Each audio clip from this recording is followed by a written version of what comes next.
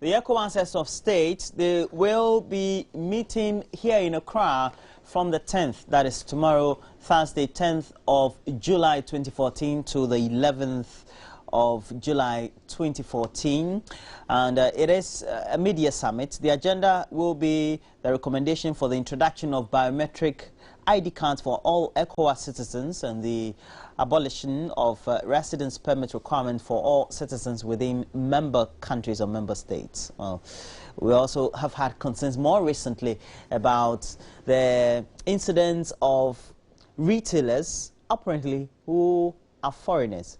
Many of them actually citizens of Ecowas member states. We have some few, like Chinese, etc.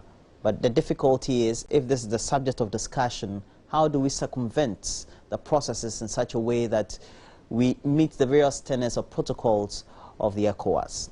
More importantly, we've had news of some Ebola scare in the sub-region for the last couple of months. How have member countries and their health ministries dealt with it, and adequately, how does that also threaten security, especially when, because of the insurgents and the other activities of Boko Haram in the sub-region, or especially in Nigeria, we've had border controls being tightened, etc. How does that also inure to the various protocols of free movement of people, goods, etc.? Erbad Ibrahim is an international relations analyst. He's my guest for AM Talk. Thanks for joining me. What have you been doing the last couple of days? I've been doing a few things, work, then fasting. I've been fasting for the past 12 days. We're in the holy month of Ramadan. So it's been work, you know, trying to ramp up the spiritual aspect of my life as well. Apart from that, there hasn't been anything special. Shukran. Now, more importantly, this very meeting, how essential is it? We know that we've already convened an emergency one, especially on Boko Haram, but this very mid-year meeting, definitely, the subject of Boko Haram will not be out of the question, will it? Yeah, certainly it's going to be on the radar. This meeting is quite significant because it shows that our president, who doubles as ECOWAS chair, is putting in the needed activism as a leader to make sure we parry off the myriad challenges the sub-region is facing. But this particular one is unique in every sense because it is laden with different agenda. Important amongst them is the issue of a possible revocation of the prerequisites for a residence permit for ECOWAS citizens. I think this novelty of an idea is good, but that notwithstanding, we are not like Europe. In Europe, I think if you use the EU scheme as a barometer to gauge the wisdom or efficacy of such a decision, then you would say we are treading the right path. Because if you are a Swede and you want to travel to the Netherlands, you don't need any residence permit. You just go over to the Netherlands and then you stay there for about 3 months. They call that the right to reside permit. And if you're able to sustain yourself economically and you don't have any criminal record, then after that you can continue to stay in that EU sister country for as long as you want. But that is Europe. We are talking West Africa. The question is, do we have the needed sophistication to insulate ECOWAS from any, you know, shocks, economic shocks and security shocks that will come with such a decision? Because knowing so well that most of the labor force that traverses borders within the sub-region are largely unskilled or semi-skilled. It's either some herdsman is, you know, chaperoning cattle from Burkina Faso through Paga and then coming to Ghana, or some tradeswomen are bringing garments from Togo through the Aflao border, or some are also coming with rice through Elubo from Cote d'Ivoire. So there hasn't been any high-level intertrade interaction between the Anglophone countries of ECOWAS and their counterpart Francophone ones. That is why I think this is a wrong premise to begin with. There are more important issues. For example, there are issues of, you know, thorough democratization of the sub-region, because there are still some dictators lurking in the background in the sub-region, Roland. So if we open the floodgates for people to traverse borders without any proper documentation because they are Nigerians or because they are Beninois or Togolese, therefore they can stay here, what extradition mechanisms are we putting in place? And how much of a certainty do we have that the human rights of such people will be protected in dictatorial regimes like Yahya Jammeh's Gambia and all that? that. So I think a lot of thinking has to go into this because it will have its economic and security toll on the sub-region. More importantly, once we know that significantly countries in the sub-region don't have the needed structures, the economies and the various indices or indicators of the various countries or member states are also not structured adequately. Perhaps are we copying blindly? What do we need to be doing then? I think you are a Ghanaian and you are an Anglophone. Everybody jumped onto the bandwagon of, showering praises on the idea of ECO as a common currency for the sub-region. I think it's a bit ludicrous, Roland, to plunge ourselves into a new venture when we've got an unfinished one. The dossier of the subject of getting a common currency for the sub-region has not been finalized. Therefore, I think jumping into a new adventure is just like buying a pig in a poke, investing into a finished product you don't know anything about. Therefore, economically, I think we should be able to engender more African intertrade, and then as much as possible, West African intertrade between West African countries. And most importantly, many of the countries that make up the body, the core of the Ecowas are Francophone. So apart from the Anglophone countries like Ghana, that uses the Ghanaian cedi, Nigeria, which uses the Naira, Sierra Leone, which uses the Leone, and then Liberia, that has its own pound, and then the Gambia, which has got the Gambian Dalasi. All other countries, apart from Guinea-Conakry and Cape Verde, that has got Portuguese leanings, all of them spent and the CFA, safer.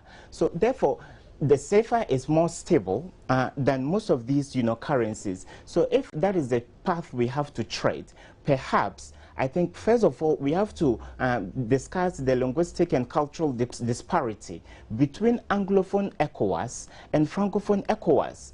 There are so many people who have never been to Togo, even though we are neighbored by Togo to the east and all that. So we look askance at anybody who doesn't speak our language. He's not an Ewe, he's not an indigenous guy or something, and we don't speak French as well. So much as we engender exchange programs between Ghanaian universities and far-flung ones, far away ones, like those in Maryland in the US, or Aberdeen in Scotland, or Cardiff, the important University of Cardiff in Wales, I think we should engender exchange programs between Anglophone ECOWAS and Francophone ECOWAS.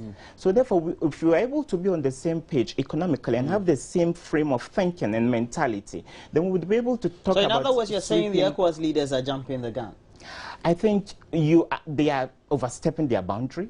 They have not done the needed, investigation and assessment. ECOWAS is quite funny, and just like the AU, we always jump above ourselves. We have very mammoth, projects. We start them and we are not able to finish them. They fizzle out. ECO was conceptualized in the late 90s. It crystallized in the year 2000. It was supposed to have come into effect in 2003, and ever since we've been shifting the goalposts. It's been 14 years today. So if you've not finished that one, I think it is a bit ridiculous to open a new dossier. How then do we first tackle this very essential issue of making sure that citizens of various ECOWAS member states are able to move freely, reside, but in a more, perhaps more systematic and more managed way? If you work for a diplomatic mission, currently we do things hand in hand with the Foreign Affairs Ministry and the Ghana Immigration Service. Many people who come into the jurisdiction do so via air, or they do so terrestrially by traversing our frontiers, or they do so by using our territorial waters. And I know so well, I'm in direct contact with some of the couples in the immigration service. They are doing a good job of trying to fend off, people who harbor any ill intent against any jurisdiction within the ECOWAS sub-region. So I think the premise to begin with is that when a person is coming into this country, I still insist, I stick to my guns, that Roland, let's stick to the idea of getting a residence permit. Because apart from, organized crime, like the issue of terrorism, that is plaguing the sub-region currently, and a potential contagion of the Boko Haram menace or the Azawad separatist movement in northern Mali, I think petty crimes would also flourish in such an incident. A person can just leave Nigeria, come into Ghana without the necessary documentation. Perhaps he may be, running away from justice and all that. And we are not like Interpol, where there is, a strong nexus between the various security services within the sub-region. So fighting crime itself will become a Herculean task for the sub-region. Now, as we're putting this very agenda in place, and this really is up for discussion, we've had other discussions that have been held at various consummated summits where some of those subjects of discussion have not been followed through as far as their communique or recommendations are concerned. Do you think that perhaps we need to go back to the drawing board, take a relook at our trade protocols in the respective countries, immigration protocols, so to speak, and strengthen the regulation as well as the border patrols and systematic authority in terms of the way we manage health crisis, etc., across borders? Yeah, I think, first of all, it is just prudent that as a collective regional bloc, when we take one item, we treat it thoroughly until we reach a reasonable conclusion. Rather than having a mishmash of agenda, we take one, we are not able to finish it, then we move on. So I think, first of all, the trade protocols are there. Some of them have not been applied the way they should be. There are even issues of how people in Ivory Coast can now bring, their cargo of rice terrestrially into the Ghanaian jurisdiction. So I think we have too much on our plate, Roland. We have too much on our plate. And our leaders seem to be trying to convince somebody. Who are you trying to persuade? As a leader, both nationally or regionally, the number one on your priority list will be the welfare of your people. Have Ghanaians called for this? Even consider the much talked about and ferociously debated issue of the economic partnership agreement. People have, rushed into this. They've tentatively signed it, and now we are saddled with this problem. So therefore, I think even the MDGs have not been attained. So we take For example, in Ghana, we're going to achieve only 3 of them by close of 2015. Yeah, exactly. Looking at the current monitoring and evaluation indicators. In Europe, they don't do that. Currently, the UK wants to secede from the Eurozone. And the talks are ongoing, and they've been given up to 2017 to make up their mind. And they're going to go to the polls in a referendum to decide. So such substantive issues taken both nationally and regionally should have enough time. They should be given the leeway to develop when they are ripe, so that we reap the dividends before we open the new chapter into any idea. The current agenda for discussion, what ramifications could it have on various sectors like security, the economy, and let's say health? I think the issue of a biometric ID card is a lofty one. It's an idea I think if we're able to implement, it's going to help the free movement. Just as you said, it's part of the mobility protocols of Ecowas. So it's going to help if that is attained. But the idea of any, West African coming into any jurisdiction within the sub-region and settling without any proper documentation, and settling, is going to affect that on the security front. Petty crime is going to increase. Terrorists may also use that as an aperture of opportunity to infiltrate various jurisdictions. We know that they start small. They start with sleeper cells. The sleeper cells burgeon, and after that, they are given the needed muzzle to operate in any jurisdiction they find themselves. So I think we should nip against the idea of having unfettered and unbridled access for all people who can just fly into any country and go out just like that. So it will have a ramification on the security front. And then secondly, Guta is still at daggers drawn with Ghana's government, because if you are a foreigner and you want to come and do business within the jurisdiction, you don't deal with only the Foreign Affairs Ministry or the Ghana Immigration Service. The GIPC plays a pivotal role, the Ghana Investment Promotion Corporation. Center. So if you are a repatriate or an expatriate, the arrangements are there. You should answer, basic questions like whether it's going to be a joint venture, in which case the foreigner, who could be an Ecowas citizen, could have 90% of the shares and 10% should come locally. Or you want to be foreign all through and through, 100%. Or you want to engage in all kinds of enterprises, like the trades we have in Makola and Abosokai, in which case you should have a minimum equity of $300,000. That issue has not been resolved yet. So why do you come with a new idea of giving people the opportunity? More traders will come from across the Ecowas sub-region and then give more problems to local retailers. We're only consolidating an existing difficulty that member countries are not in a position to deal with. But it is true that the countries are changing in terms of not only the demographics, but also the way activities are undertaken, even at the diplomatic or governmental level. Yeah.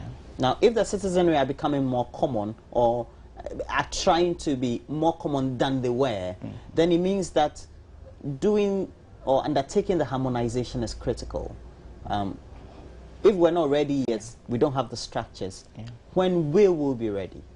I think, first of all, I think we should be able to resolve the demographic disparity and dichotomy between Francophone Ecowas and Anglophone that Ecowas is so important.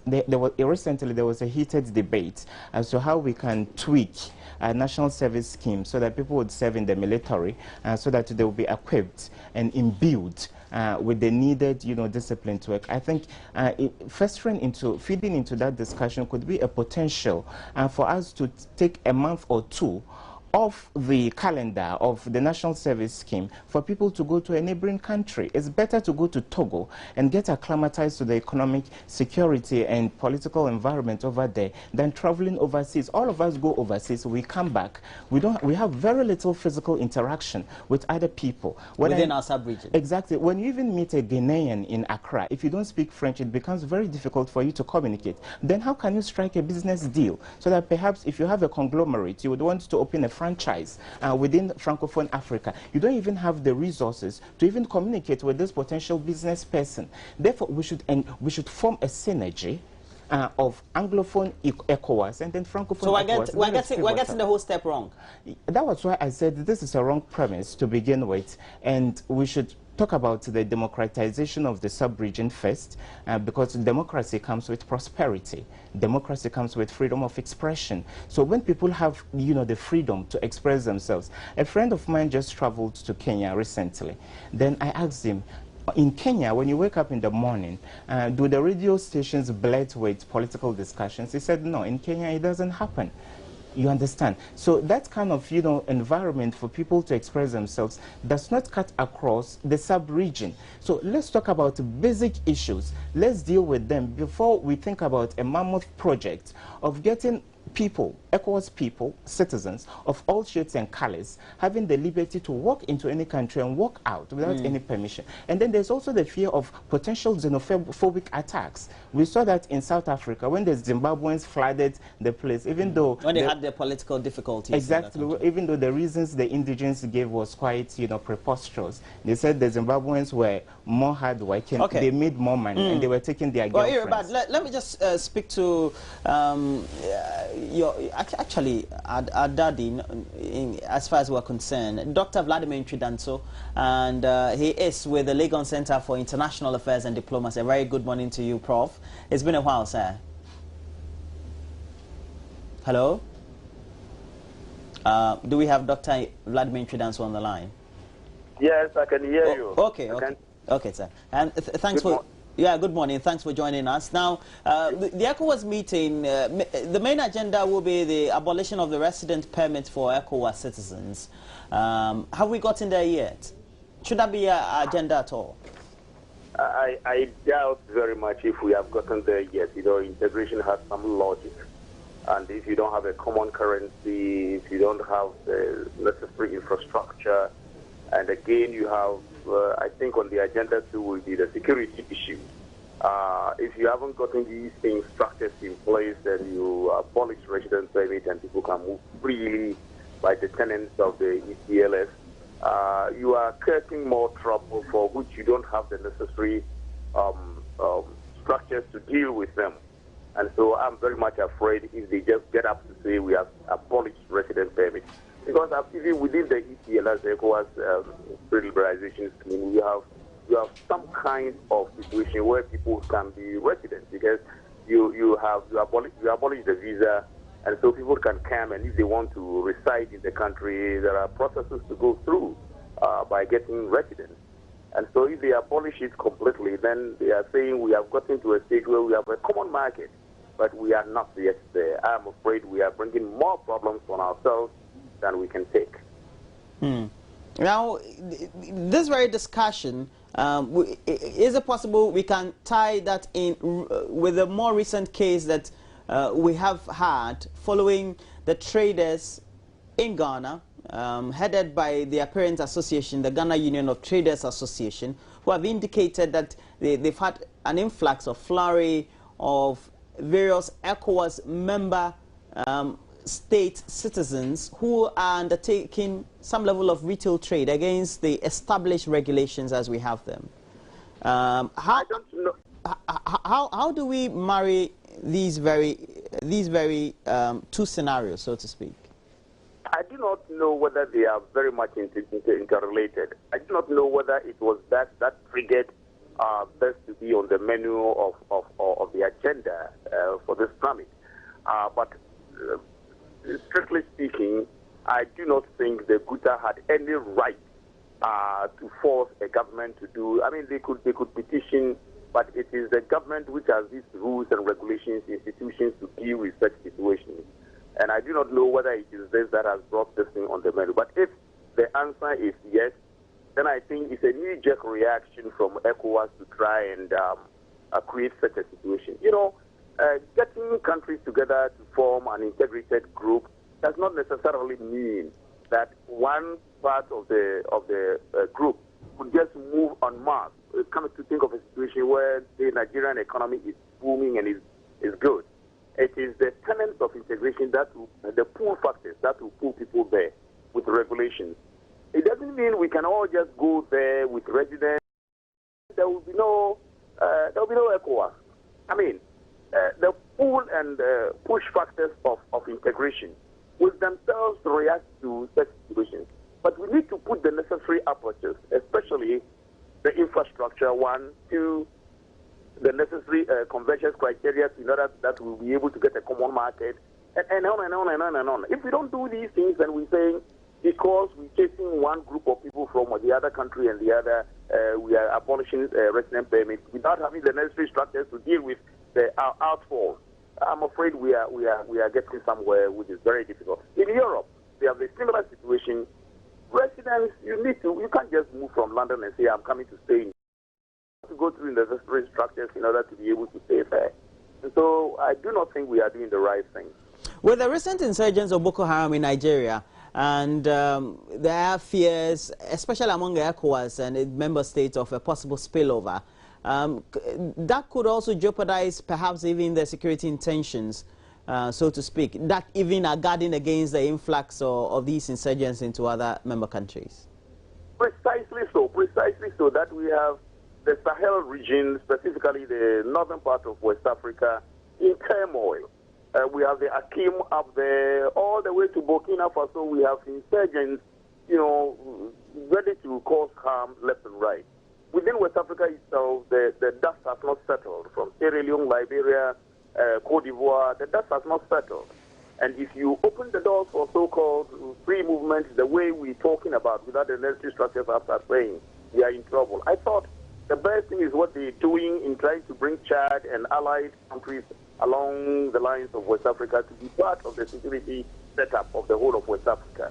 And we need to deal with that specifically, rather than open, because, well, terrorism is such that they always want a place which is quiet to operate from. You remember that the movement for the emancipation of the Niger Delta people were in Ghana some time ago. It took 2 years before we found them. And it's because they themselves were making noise, not bad noise anyway. Some of them had married Ghanaians, some of them were in business in Ghana before the security agencies were able to catch up with them. And they were saying, oh, they came here because this place is quiet and they want to operate business. They have stopped being terrorists. But that may not be the case. They are going to do business here in order to fund terrorism back home. So we need to be very careful how we marry the security issues with the need for free movement of goods, persons, and factors. So we need to be very careful. Is there any anxiety among the member countries? It doesn't matter who has had a top leadership as far as the various respective member states are concerned. That, well, if you look at what is happening, whether it's in the Asian region or it is also in the EU, perhaps the world is moving forward and we're lagging, and so we need to take a bigger step. And in taking that step, we're making perhaps some fault or some default or mistakes. Well, I think we have not understood integration properly. The problem we have is that integration is being led by the political elite, very seriously by the political elite. They need to be talking. But integration should be led by the socio-economic partners in development. Businessmen, you and me, the citizens, we need that freedom to move and see that we create a common market, a common kind of atmosphere for our development. And if Europe has reached a point, they went in a certain systematic way. The free trade area where the borders are still there, but then we have free movement, and then you go to a common the customs union. We don't know whether Ecowas is even a customs union yet. Today we say we're doing this, tomorrow we are doing that. We say we sign EPAs when we are not a common market yet, or we are not even a customs union yet. All these things are there. We are not a common market where we break all the barriers and we are trading very well and infrastructure is up the hill, you know. We are not following the basic tenets of integration. Take, for example, our desire to have the second monetary zone, the ECO. How many of us even understand the ECO or know what it's all about? Where are we on that ladder? All these things are being done at the elitist level, at the perspective that is the extra level, and they go in there. This meeting has been finished. For example, they tackle their glasses with champagne, and that is the end. You and I don't know anything anymore apart from us researchers, who may even fight and delve until we get some of the documents if we are not part of the meeting. These are the issues that the socio-economic partners of development, those who matter in integration, are not part of the making of integration. And that is why we are having these immediate reactions from our leaders. Okay, please stay on the line. I have Aribad, you know, your responses as well, and especially some of the key indicators that need to be fulfilled before we say we're moving forward. Yeah, I think I agree with Doc perfectly that even though this is an audacious ambition, it's a lofty idea, I think it's a bit too premature.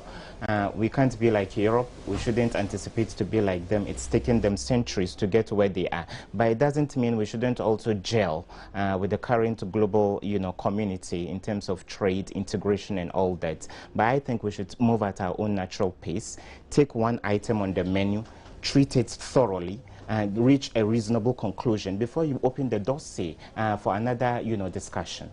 Dr. Enchudan, so the subject of Boko Haram, how do you think we dealt with that very subject of the insecurity being created by the insurgency? I don't think we have. We have not. The chiefs of our defense establishments in the various countries have met, I think, a number of times.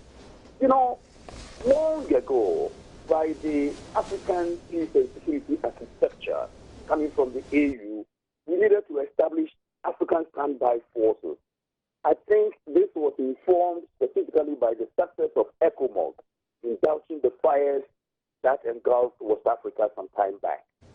And we want to replicate that in all the regions. So regional forces were to be established. Up till now, probably it is the Ecowas one which we are, which we can say is on course somehow. But why have we waited so long? If we had an African standby force, the Ecowas one, we would have been able to collectively deal with this issue more effectively. And that is why ECOWAS should gear its efforts towards this standby force, number one.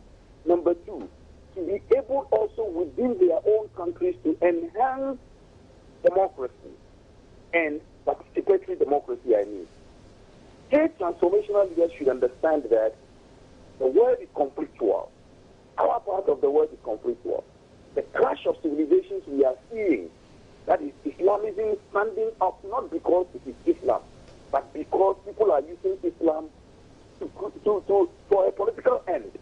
These are issues that our leaders must sit down and say, let's enhance our security through the African Standby Force. We are not doing that. And then that is the only way we can enhance the Ecowas funds in the economic sense. Without security and stability, what are we talking about? But we are paying this service to this standby force of the African peace and security architecture. So I believe one of the things that should be on the agenda for which they should be more serious is to how to enhance security within the West African region, or else anything beyond what we have cannot go. That is, looking at ECOWAS like a future common market, I can't see the way when we have Boko Haram, MEND, Sakim, and all those ones around. Yeah, I rebut internally from what Doc is saying and what you also enumerated in the past. Internally, the security structures are not there. I wouldn't be too pessimistic to say that they aren't there at all. The BNI coupled with Yoko. Well, not necessarily in Ghana, but across the West African sub-region. Internally, the security structures are just not as strong enough to deal with huge insurgencies in terms of when they happen and when they are likely also to happen in a span of a period. I think individually, certain African countries and ECOWAS countries as well have got their strength. In terms of, parrying off any insurgencies or potential incursions within their jurisdiction.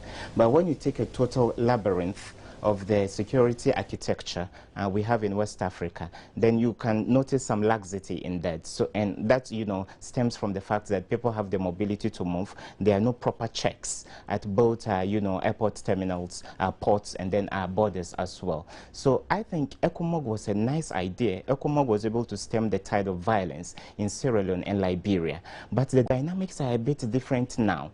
We are not talking about a conventional warfare. This is an insurgency. And just like Doctor indicated, this is a spillover of the clash of civilization. America and Islamists in the Middle East that are on a collision course. And there's a spillover effect because some of us have sympathies towards, the different factions that are involved in this melee. So therefore, I think I've always reiterated this, Roland. The best way to fight a potential insurgency is by denying it that enabling, conducive environment on which to thrive. Always solve the issues of marginalization, make sure there is participatory governance in every jurisdiction, just as Doctor alluded to.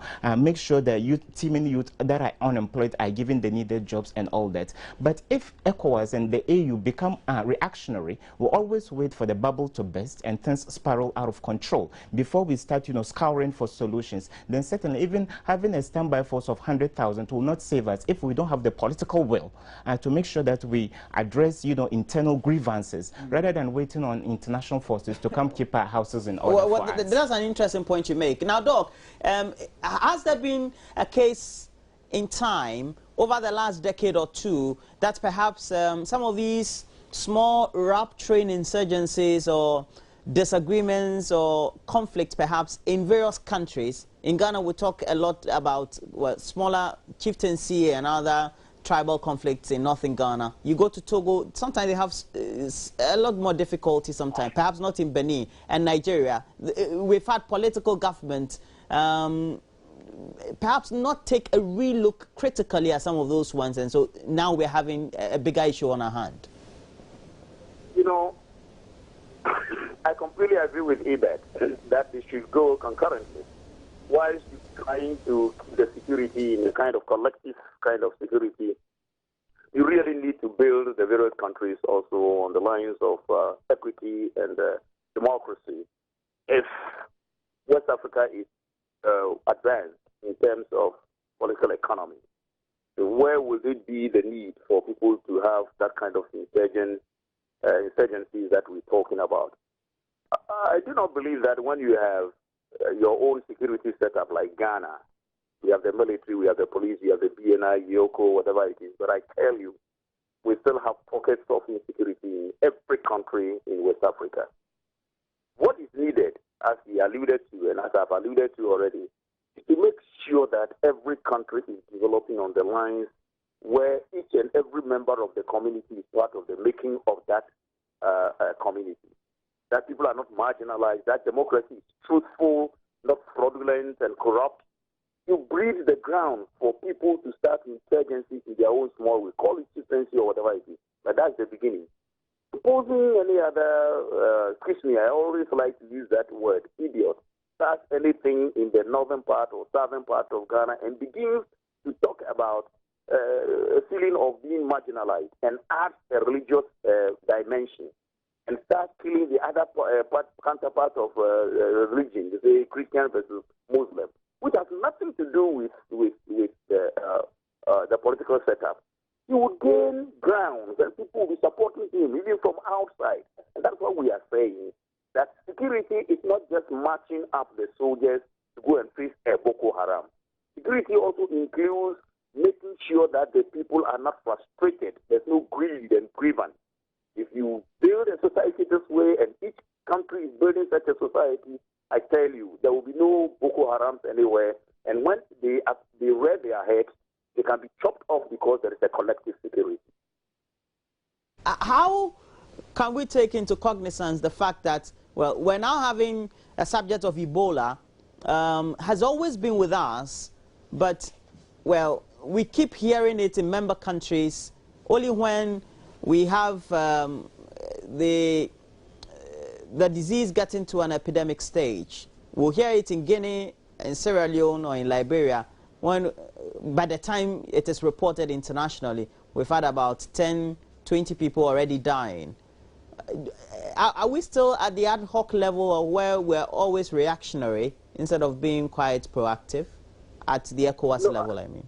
No, I wouldn't say that. Ebola is a kind of virus or disease which the World Health Organization has not found antidote to yet.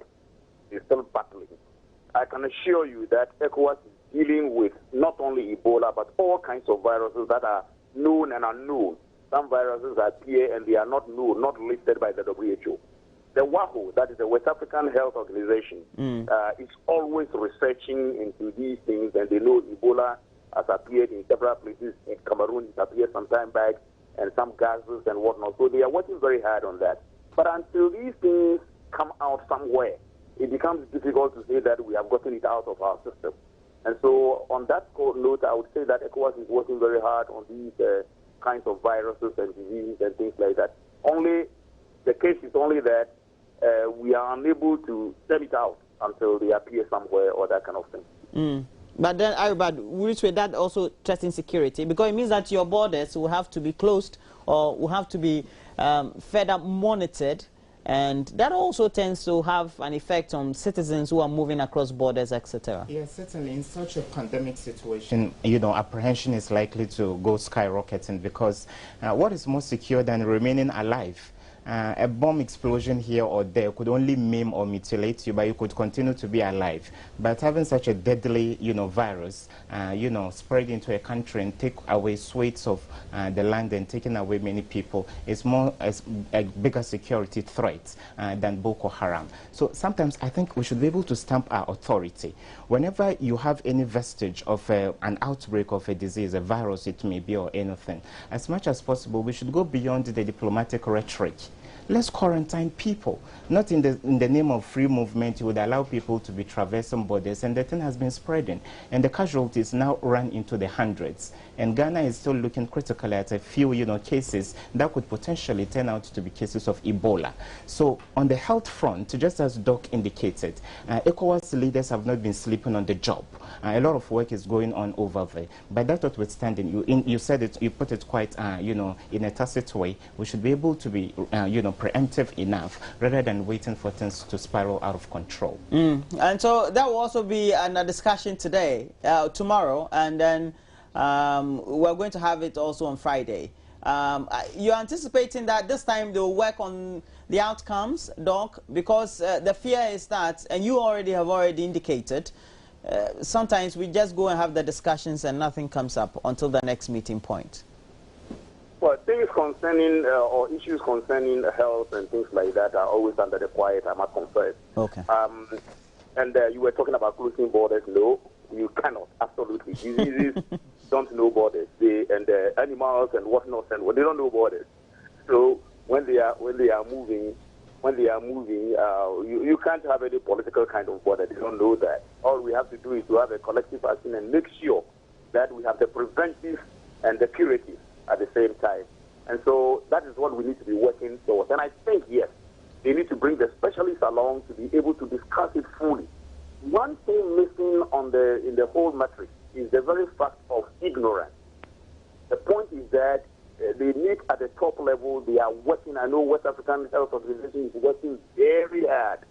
But then the results of their research and what we should be doing to prevent things and whatnot are still left on the shelf.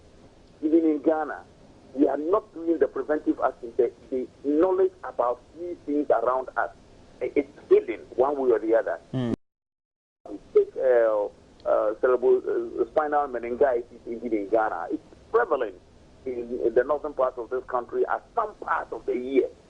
And I think people must be made to know what part of the year they do come out, what are the symptoms, and what we have to do in order that we don't get it. But always every year, 5 people have died with CSM and that kind of thing. It's what people are asked to be aware of. I think on the agenda, what West Africa should do is to have an agenda for awareness creation. Because there are people who move across borders. I travel a lot.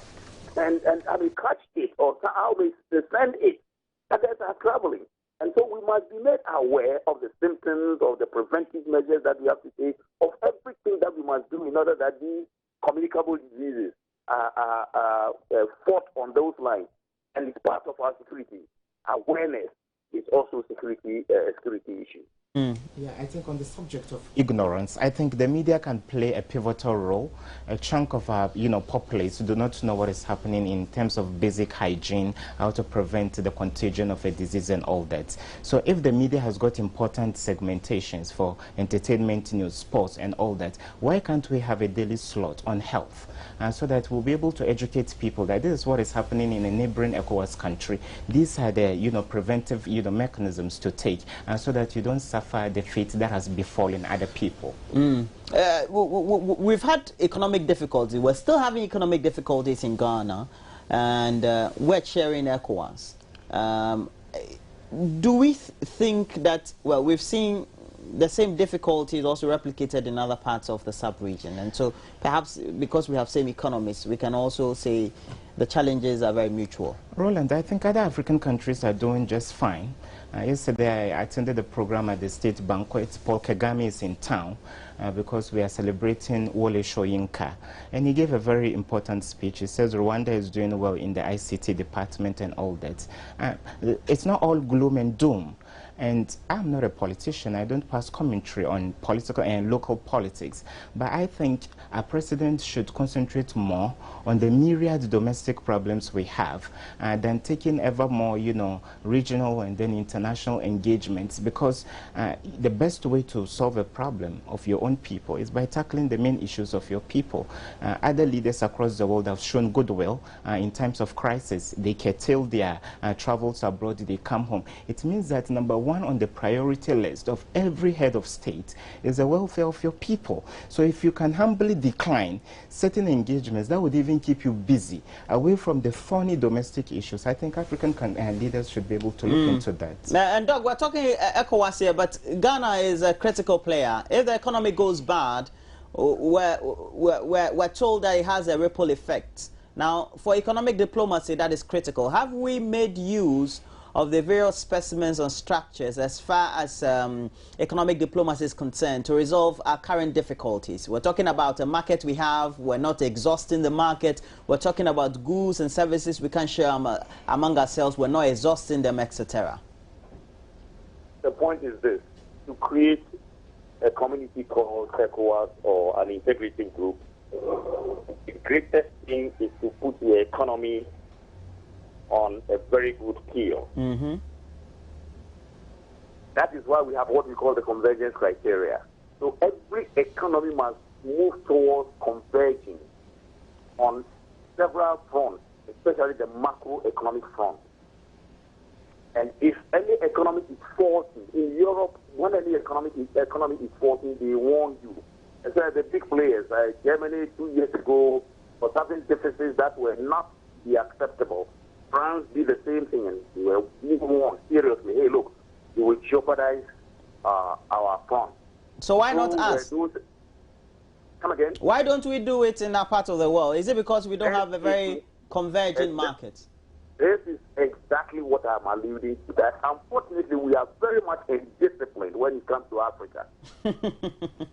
Profligate, corrupt kind of governance everywhere in every country, especially election years.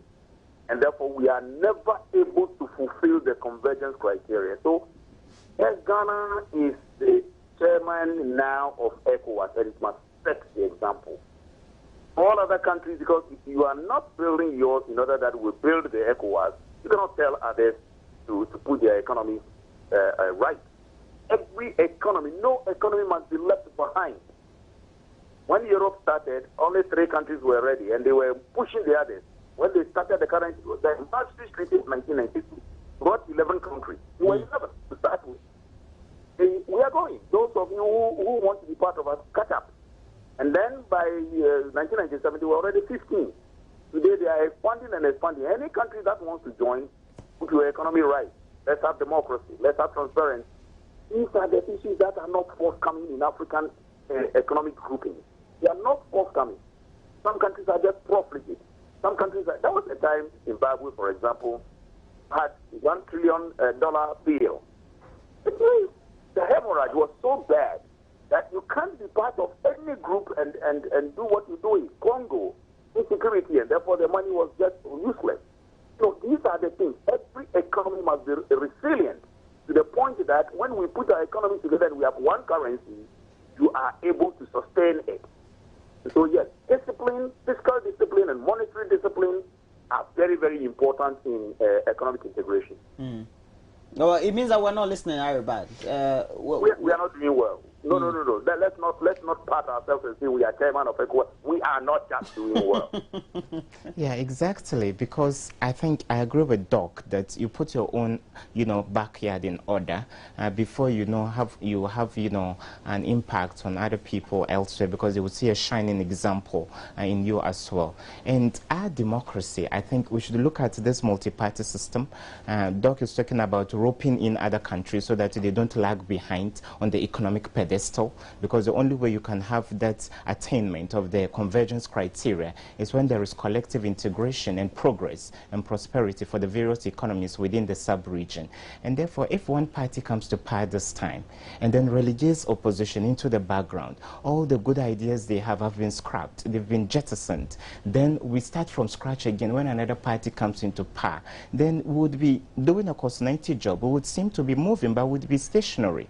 So therefore, ECOWAS and AU have got very huge problems, mammoth ones as they may be, and we should be able to start from the fundamental, rudimentary ones. Then we move up the scale, rather than having astronomical ambitions, which we are not able to realize most of the time. Okay, Doc, we have to let you go. But last question: is it a case in this very respect that we're taking 2 steps forward and 1 step back? And so while we're making effort in areas of security, etc., once the structures of the economies are not good, we're also not in a position to tackle issues of free movement of goods and services and even make use of the common market we have. Yes, the only thing I don't agree with you is the very fact that we are taking rather 1 step forward and 2 steps backward, not 2 steps forward and 1 step. That's very pessimistic then, Doc. No, I'm not being pessimistic. I'm being realistic. I mean, it's a way to let us be more realistic and move forward with gusto. Move forward with the precision that we need to. The point is that we have paid so much lip service to ECOWAS integration to the extent that many people are beginning to lose hope. But there is so much hope.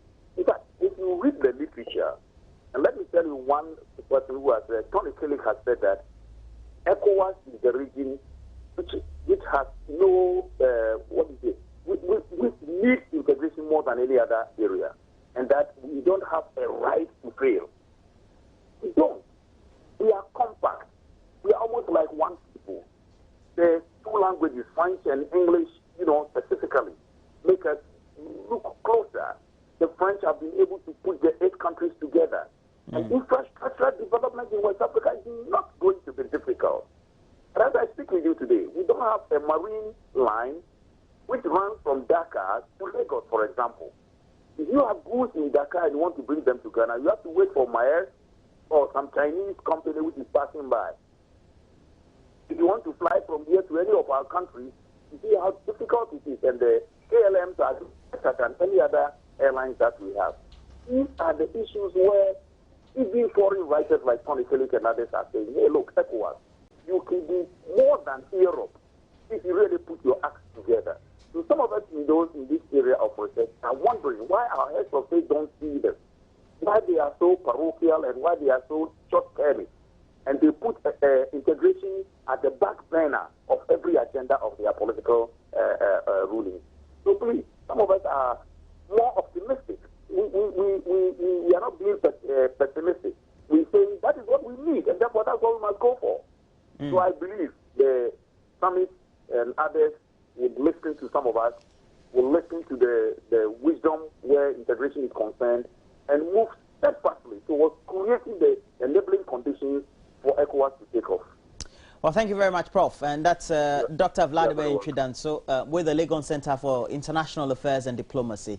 Your last thoughts on this very subject? Roland, I think if you have 2 wives and you want your sons, the step cousins and all that, to get along well, and you keep them in different houses, and there is no overlap or physical interaction, and I think you would be living in a fool's paradise. You would be living in a fantasy world to expect that they will get along well. So I think the Ministry for Foreign Affairs and Regional Integration should up the ante a bit.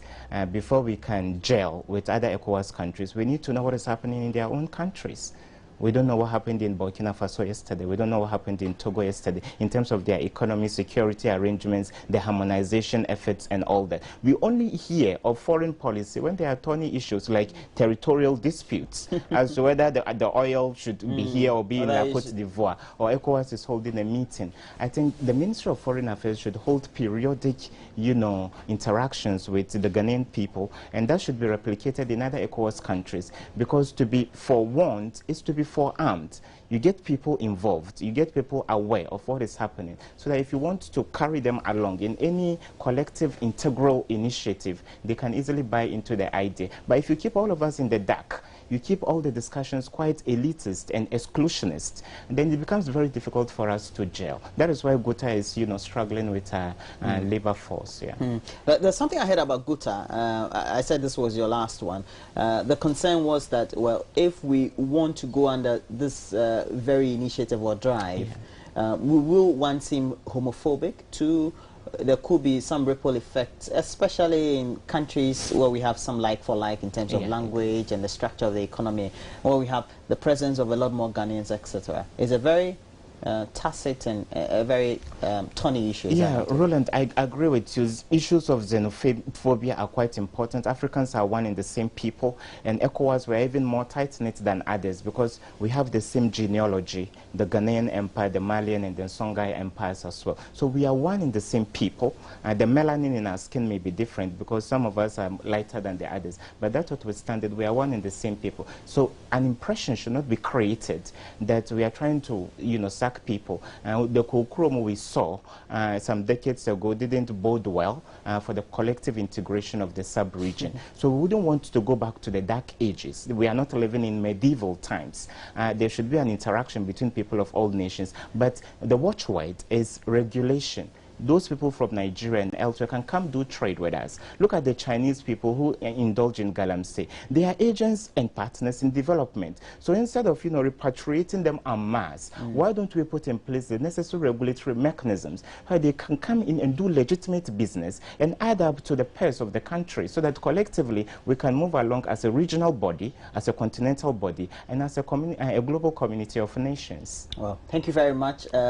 We've had in the studio Aribad Ibrahim, an international relations analyst and also commentator on subject of international relations and helping us do the discussions. And how's the fasting going? Oh, it's great. When are you completing?